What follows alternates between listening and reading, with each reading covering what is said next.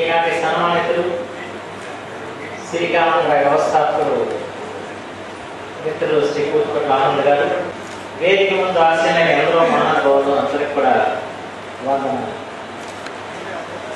ఈరోజు బందర్లో లక్ష గల సంకీర్తన విజయోత్సవం జరుపుకోవటం చాలా ఆనందదాయకం విషయం. ఇది తెలుగు జాతి విజయోత్సవం, తెలుగు పాట విజయోత్సవం, తెలుగు భాష విజయోత్సవం. ఆ విజయానికి కారకుడు మా కూతుపట్ల ఆనంద్ గారు. ఆయన బందరు వాసి, కృష్ణా జిల్లా వాసి. ఏదైనా చేయగల సమర్థ మనకే ఉన్నది చెప్పి మనం ఒకసారి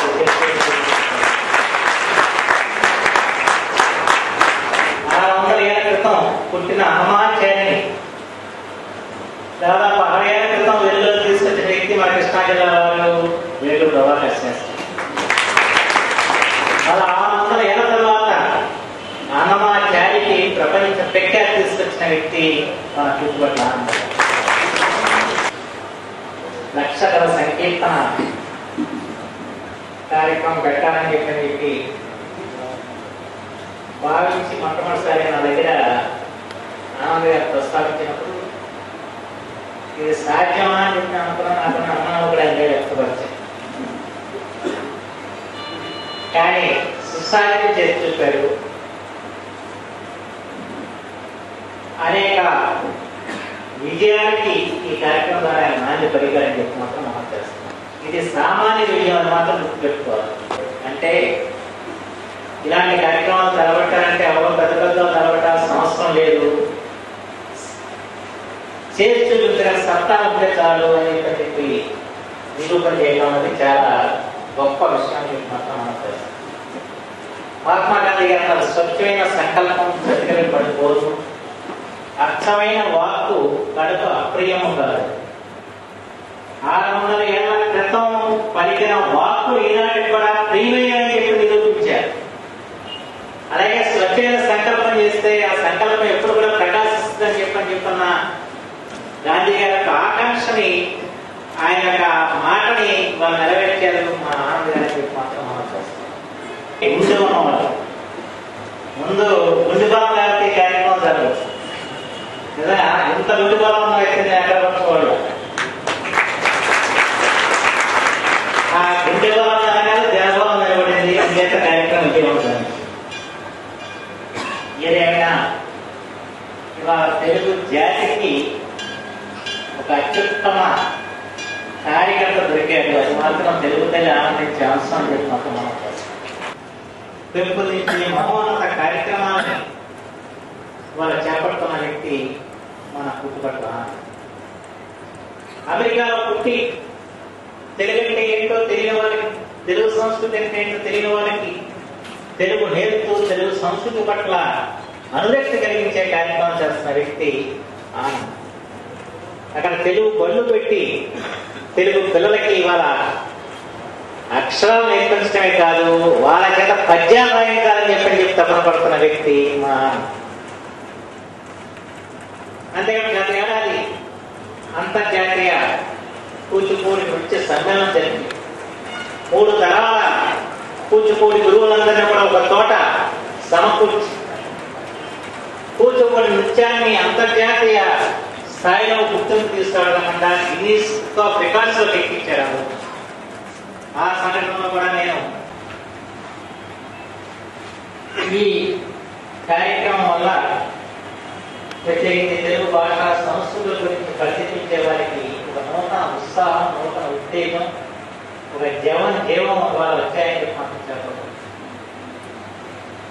ఈ లక్షల సంకీర్తనకు విజయం ఏంటంటే, ఇంత పూర్వం తెలుగు భాష సంస్కృతుల గురించి మనం ఏ కార్యక్రమం చేపట్టినా మధ్య వయస్కులు, పైబడిన వాళ్ళు, వయోవృద్ధులు మాత్రం హాజరవుతున్నారు. ఈ తరం వాళ్ళు ఎవరు కూడా కన్నెత్తి చూడట్లేదు అని చెప్పి ఆవేదన అందరూ చూస్తున్న తరుణంలో అది తప్పు. మనం ప్రజల మధ్యకి వెళ్తే ఇవాళ భాషని, సంస్కృతిని పరిరక్షించగల రేపటి తరం గదిలో వస్తుందని చెప్పి మాత్రం ఈ లక్షల సంకీర్తన కార్యక్రమం నిరూపించిందని చెప్పి మాట్లాడుతున్నాం. నిజంగా బాగా బాధ్యత తగ్గించి యువతి లోకల్ తగ్గించి వయోవృద్ధుల వరకు కుల మతాలకు అతీతంగా లక్షలాదిగా తరలించి పేరెంట్ గ్రౌండ్స్ నింపడం నిజంగా చిన్న విషయం. అన్నమాచార్య యొక్క 7 సంకేతాలని నేర్చుకుని పాడటం అది చిన్న విషయం కాదు. నేను ఒకటి మాత్రం నేను గ్రహించాక నేను విశ్వసిస్తున్నాను కూడా. ఆ లక్షకాల సంకీర్తన కార్యక్రమంలో పాల్గొన్న లక్షలాది మంది, ప్రత్యేకించి రేపటి తరం ప్రతినిధులు రేపటి భాషా సంస్కృతులను ముందుకు తీసుకెళ్లే వాళ్ళు అవుతారని చెప్పి మాత్రం నాకు ప్రగాఢమైన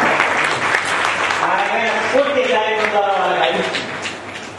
అక్కడ ఆ కార్యక్రమం పాల్పంచుకోవడం విశేషం. పాల్పంచుకున్న తర్వాత వాళ్ళ ప్రతినిధి తీసుకుని అక్కడి నుంచి బయటపడాలని చెప్పి నేను భావిస్తున్నాను. మన భాషని, మన సంస్కృతిని మనం పరిరక్షించాలని చెప్పిన ఆలోచన వాళ్ళలో కలిగేసే వ్యక్తి మా ఆనందం చెప్పి మాత్రం సగర్వంగా చెప్తున్నాను చెప్పి మాత్రం. ఎందుకంటే వాళ్ళ ప్రపంచీకరణ నేపథ్యంలో భాషా సంస్కృతికి పేరుకు వాడుతుంది. కొన్ని మాతృభాషలు వాళ్ళ మృత భాషలే ప్రమాదం అని చెప్పి యునెస్కో కూడా హెచ్చరించిన తరుణంలో అలాంటి జాబితాలో తెలుగు కూడా చోటు చేసుకుంటున్న తరుణంలో మళ్ళా యువకులకి, బాలబాలికలకి మన భాష పట్ల, మన సంస్కృతి పట్ల అభివృద్ధి కలిగించే కార్యక్రమం జరగడం అంటే అది నిజంగా భాషా ప్రేమగా నాకు ఎంతో ఆనందాన్ని కలిగించిందని మాట్లాడుతున్నాను. భాగ్యనగరంలో గిన్నీస్ ఎంతమంది 2 లక్షలు రానివ్వండి, ఆ వచ్చిన వాళ్ళందరూ కూడా ఒక సంకల్ప శక్తితో వచ్చారు, భాషా శక్తితో వచ్చారు, ఒక ఆధ్యాత్మిక శక్తితో వచ్చారని చెప్పి మాత్రం సందర్భంగా మాట్లాడుతారు. ఆ రకంగా గొప్ప మన ఆంధ్రప్రదేశ్ సాంస్కృతిక చరిత్రలో గొప్ప విప్లవానికి నాటిలో ఇక్కడ మా ఆనందం చెప్పి మాత్రం మనం చేస్తాం. ఎందుకంటే ఎప్పుడు కూడా ఏదో ఒక కార్యక్రమం స్ఫూర్తిని కలిగించాలి, స్ఫూర్తిని రగించాలి. ఆ కార్యక్రమంలో ఆనందం చేపట్టిన ఈ లక్షకాల సంకీర్తన కార్యక్రమం కావడం నిజంగా ఆనందదాయక విషయం. అనేక కోణాల్లో ఆలోచన చేస్తే భవిష్యత్తులో తెలుగు జాతి చరిత్ర ఎవరు రచించినా దీని మాత్రం శుభ నష్టాలతో లిఖిస్తారని ఎటువంటి. ఎందుకంటే బందరు పౌరులు పట్టాన్ని ఎవరిని కూడా ఒప్పుకోరు. మా ఆనందం ఒప్పుకోవాలంటేనే ఆయన ఘనకీర్తి చెప్పుకోవచ్చు. ఎందుకంటే ముత్తూరు కృష్ణరావు రాశారు వ్యాసంలో, అందరం వారు మంచి విమర్శగా అగ్రేసులు, వాళ్ళు ఎవరిని కూడా పట్టాన వాళ్ళని ఒప్పుకోరు. ఇక్కడ చక్కటి బందర్ యొక్క విమర్శల నుంచి, బందర్ యొక్క ప్రజల యొక్క నాయకుల నుంచి ఆయన రాయడం జరిగింది. నిజంగా వాళ్ళ బందర్లో ఎంతమంది పెద్దలు ఇంత హృదయపూర్తిగా వచ్చి వాళ్ళ ఆనందాన్ని ఆశీర్వదించుకుంటే చిన్న విషయం కాదు అని చెప్పి మాత్రం మనం చేస్తాం. ఎందుకంటే బందరు ఆంధ్రప్రదేశ్ చరిత్రకి ఒకప్పుడు దిక్సూచిలాగా నిలబడ్డారు. మళ్ళా ఆ రోజు ఇక్కడ రావాలి, మన బందరు మన తెలుగు జాతికి మళ్ళా ప్రకాశమానం కావటానికి మళ్ళా ఎక్కడి నుంచి కిరణాలు వికసించాలని కోరుకున్న వాళ్ళని చెప్పాలి. విద్యా, సాంస్కృతిక, రాజకీయ రంగాల్లో తెలుగు జాతిని ప్రభావితం చేసింది ఈ భాష గడ్డ అన్న విషయాన్ని మాత్రం మనం మర్చిపోకూడదు. ఆ పాత చరిత్ర అంతా ఒకసారి మనం నమ్మవేస్తుంది. ఆ రోజు ఎలాంటి మహాపురుషులు ఈ బందర గడ్డ మీద నడయాడారు, వారు ఏ విధంగా తెలుగు సంస్కృతిని, తెలుగు జాతిని ప్రకాశవంతం చేశారు, ప్రభావితం చేశారు, సుసంపన్నం చేశారు అన్న విషయాన్ని మనం జప్తు చేసుకోవాలి. వాళ్ళ ఆదర్శంగా తీసుకుని మనం ముందుకు సాగినప్పుడే మన జాతి ప్రకాశవంతమైంది, మన పట్టణానికి కూడా మళ్ళా మహోన్నతమైన గౌరవం వస్తుంది. మనం చేస్తున్నారు వేదికన్నారు ఈ అనేక మంది మహాపురుషుల ఫోటోలు ఈ ప్రాంతంలో ఉన్నాయి. వారందరూ కూడా ఇక్కడ పుట్టి ఇక్కడ నడయాలి, తెలుగు జాతికి వికాసానికి కృషి చేస్తారు. అలా ఆ రకమైన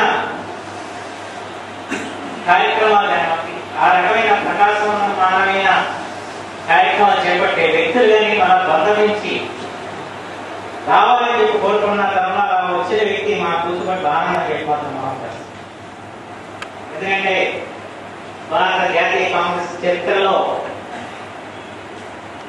వ్యవస్థాపకులు ఒకటి మన బంధవాళ్ళు శంకరరావు సుబ్బారావు. ఉన్న సంగతి కూడా మనం కొట్టేసి అలాంటి ఆ కాలంలో ఆయన కొట్టేవారు గట్టేవారు అన్నిటికంటే కూడా ఆయన ఇందాక గోవర్ధన గారు చెప్పినట్టు వామనుడు ఏ విధంగా త్రివిక్రమయ్యాడో అలా త్రివిక్రముడై ఈ విజయాన్ని ఆయన సాధించారు. అందుకు వారికి హృదయపూర్వక ఆనందం తెలియజేయక కాకుండా వారు ఏ కార్యక్రమం చేపట్టినా వారి ఎన్నాంటి నిలవడానికి మాత్రం నేను ఎప్పుడు వాస్తవానికి కూచిపూడి సంఘం అయిన తర్వాత ఓ రోజు నా దగ్గరికి వచ్చి మనం అలా తెలుగు నాటక చరిత్రలో స్వరవే నాటకం వంటిది మన ప్రపంచం ఎక్కలేదు. ఆ స్వరవే నాటకానికి మనం అంతర్జాతీయ గుర్తింపు కావాల్సిన అవసరం ఉంది అని చెప్పి నన్ను ఆ స్వరవే కళాకారుల తీసుకుని ఓటంతా కూర్చోబెట్టి వాళ్ళ యొక్క సాధుపాదాలను గుర్తింపు చేసి దాని గురించి ఒక కార్యక్రమం చేపట్టాలని చెప్పి ఆలోచన చేసి ఈలో హఠాత్తుగా అన్నమాచార్యంలో ప్రవేశించారు. దానికంటే ముందుగా ఇప్పుడు అన్నమాచార్య కార్యక్రమం పూర్తి ఇంకా ఎన్నో ఆయన మనసులో ఉన్నాయి ఆలోచనలు, వాటిని కూడా మనం ఆచరణ చేద్దాం. ఏదైనా వాళ్ళ ఈ ఇటీవల కాలంలో తెలుగు జాతికి 2 గుర్తింపులు తీసుకురావడం, అంతర్జాతీయ గుర్తింపు తీసుకురావడం చిన్న విషయం. మన జిల్లాలో పుట్టిన కూచిపూడి నృత్యానికి ఓ వైశిష్టం తీసుకుంటాం. గిన్నీస్ బుక్ ఆఫ్ వరల్డ్ రికార్డ్స్లోకి ఇచ్చారు. అందులో కూచిపూడి కళాకారులకి ఒకరికి వస్తున్న వాళ్ళందరినీ కూడా ఒకసారి చేర్చారు. చూసుకున్న వాళ్ళందరూ కూడా ఒకరు బాగా ఉన్నా చేసుకునే పరిస్థితి కనిపించారు. ఆ ఘట్టాన్ని నేను కళ్ళారా చూశాను. అలాగే మళ్ళీ ఇవాళ తెలుగు పాటకి ఇవాళ పట్టాభిషేకం చేశారు. అది కూడా మాతృ దినోత్సవం రోజు లక్ష గల సంగీత మాలతో తెలుగు తల్లిని అభిషేకించారు. అలాంటి మహత్తరమైన కార్యక్రమం చేపట్టగల సత్తా మా ఆనందకు మాత్రమే ఉందని చెప్పి నిరూపించారు. ఆయన హృదయపూర్వకంగా ఆనందం తెలియజేస్తూ ఈరోజు నేను చక్కటి కార్యక్రమం ఏర్పాటు చేసి ఈ బందర పట్టణంలో పుట్టి బందర ఖ్యాతిని వాళ్ళ అమెరికాకి తీసుకెళ్లి వాళ్ళ అంతర్జాతీయంగా తెలుగు జాతికి ఒక విఖ్యాతి తీసుకొచ్చిన ఆనందం సన్మానించడానికి వచ్చిన మీ అందరూ కూడా అభివృద్ధి తెలియజేసుకుంటూ సెలవు తీసుకున్నాను. ఇప్పుడు రామచంద్ర శాస్త్రి గారు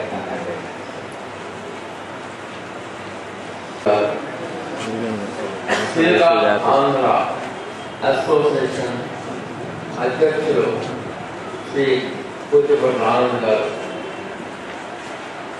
మంత్రివర్యులు బుద్ధప్రసాద్ గారు, సభకు చేసినటువంటి పెద్దలందరికీ నమస్కారం. ఈ రోజున లక్షల విజయోత్సవం మనం బందర్లో జరుపుకుంటున్నాం. ఇది చాలా సంతోషించవలసినటువంటి విషయం. బందరు నివసించారు. చాలా సమయంలో ఎన్నో ఆయన తండ్రి గారు శర్మ గారు నాతో పాటు చాలా మంచి స్పోర్ట్స్ కనపడుతూ ఉంటాయి. ఆనంద్ గారు ప్రపంచంలో సిలికాన్ ఆంధ్ర అసోసియేషన్ ద్వారా ఆయన సిలికాన్ ఆంధ్ర అసోసియేషన్ ద్వారా ఎన్నో కార్యక్రమాలు చేస్తున్నారు, చేశారు కూడా. ఆ కార్యక్రమాల్లో ముఖ్యంగా ఈ మధ్యన జరిగినటువంటి లక్షగళార్చన విజయోత్సవం సికింద్రాబాద్ టాలెంట్ గ్రౌండ్స్ లో ప్రపంచం అంతటికీ ఆకర్షించింది. మ్యూజిక్ కి చాలా గొప్ప పేరు వస్తుంది. అన్నమయ్య కార్యక్రమాలు తెలియని వాళ్ళు ఎవరు ఉండరు. ఇప్పుడు టీవీ రేడియో ఛానల్స్ వచ్చిన మాత్రం ఈ కార్యక్రమాలకి విశేషంగా ఆదరణ వచ్చింది. మొన్న జరిగిన కార్యక్రమం చాలా బ్రహ్మాండమైనటువంటి సక్సెస్. కానీ విని ఎరగని రీతిలో జరిగింది. అది వండర్ ఆఫ్ వండర్స్ గా ఉందని నిజంగా చూస్తే మనకి పళ్ళు సాగు అంత బ్రహ్మాండంగా జరిగింది. అక్కడ వచ్చినటువంటి అందరూ కూడా మెచ్చుకున్నారు. పిన్ డ్రాప్ సైలెన్స్ లో 2 లక్షల మంది పాల్గొనడం అంటే సామాన్యం కాదు. ఇది ఒక భగీరథ ప్రయత్నం.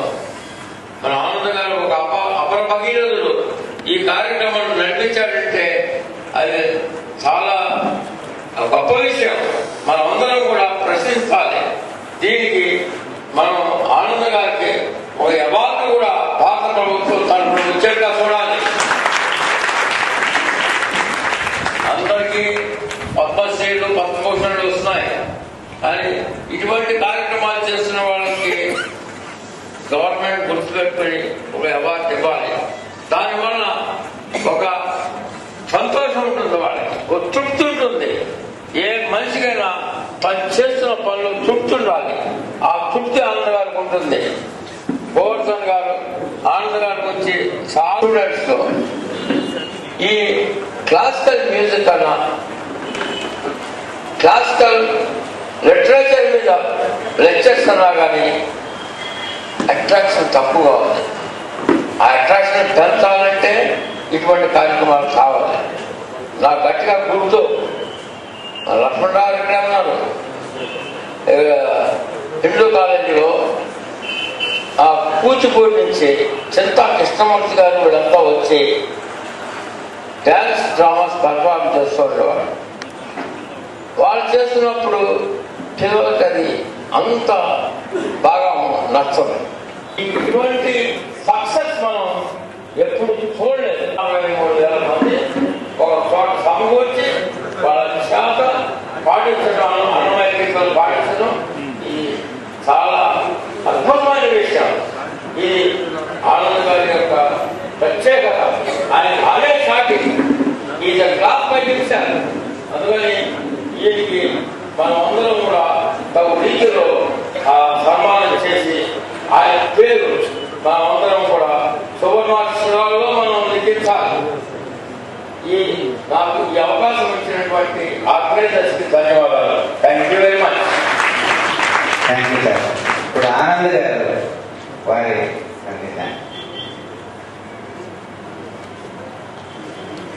కన్నా ఈ పుణ్యభూమికి ముందుగా నమస్కరిస్తూ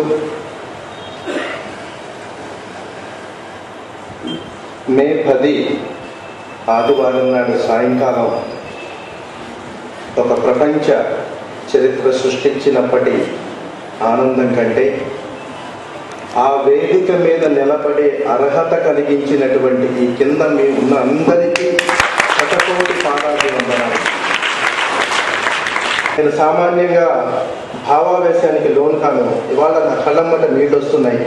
ఇక్కడ ఉన్న ప్రతి ఒక్కరితోనూ ప్రతి వరుసలోనూ ఉన్నటువంటి ఒక 20 మంది 15 మంది ఏదో విధంగా నా మీద ప్రభావం చూపారు. అదృష్టం అంటే అదేనేమో. వేదంలో కూడా మొదట ఎక్కువ మిత్రుల్ని సంపాదించుకోగలగటం కన్నా ఐశ్వర్యం లేదు అని. ఒక కార్యక్రమం విజయవంతం అయిన తర్వాత 10 మంది గుర్తించడం వేరు. నేను పుట్టిన ఊరిలో నా ఆత్మీయుల మధ్య ఈ విధంగా వచ్చి మీతో ఈ సాధించిన విజయం యొక్క ఆనందాన్ని పంచుకోవటం అన్నిటికంటే నిజమైనటువంటి ఆనందం.